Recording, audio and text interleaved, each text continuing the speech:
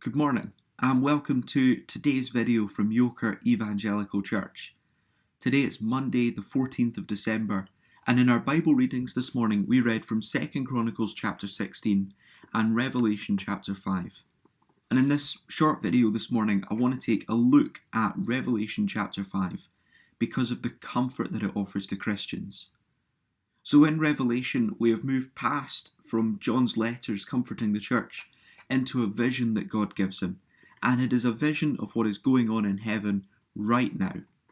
It is as if the curtains are pulled back and John is given a glimpse at what goes on in heaven, where God is praised right now. And through the previous chapters we've seen that a vision of God has come before him. He's seen something of what God is like and how he is praised in heaven. And as we come to this, he starts to zoom in on something. It's as if his focus is latched onto the scroll that he sees.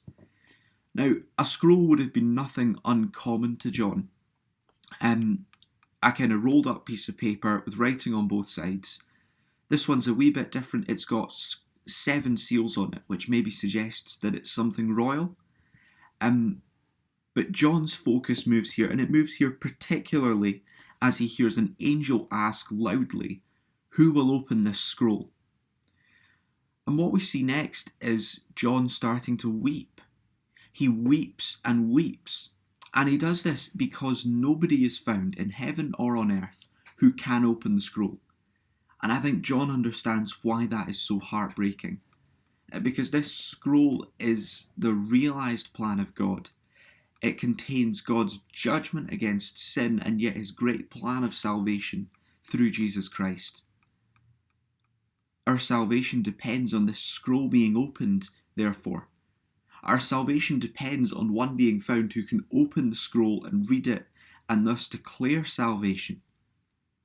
And what should make us weep along with John is the thought that nobody could open this scroll, that salvation is not available. And yet, we get this beautiful picture of the Lord Jesus coming to open this scroll. As John is weeping and weeping, he simply is told by one of the elders, "Do not weep. Here comes the lion, ready to open the scroll." And yet this vision of the lion is confusing. In verse 5 we're told he's a lion, we're told he's triumphant, and we might picture something like Aslan from the Narnia books. This kind of gigantic, strong lion that looks like a king. And yet in verse 6 we find it's a lamb covered in blood, looking as if it's been slain. And yet this lamb is Christ. It is this lion. It is Jesus as he is pictured when he's on the cross as the sacrificial lamb. And it is he that alone is able to open this scroll because of what he has done. And I just think as Christians we can take time to dwell on the praise that comes forth because of this. Towards the end we get these beautiful verses. Verse 13 reads, "Then I heard every creature in heaven and on earth and under the earth and on the sea and all that is in them saying," this is a complete picture of praise, they say, "To him who sits on the throne and to the Lamb be praise and honour and glory and power forever and ever." Jesus today is able to open the scroll. He is able to declare salvation. And because of that, eventually all the earth, all the heavens will resound with his praises. We are missing out on something if we don't join in with this praise.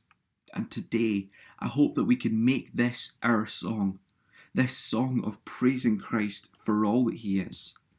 That we can look to the Lamb and say, "Lord, I am thankful that you alone can open that scroll and declare salvation, and make it possible for us to join this praise."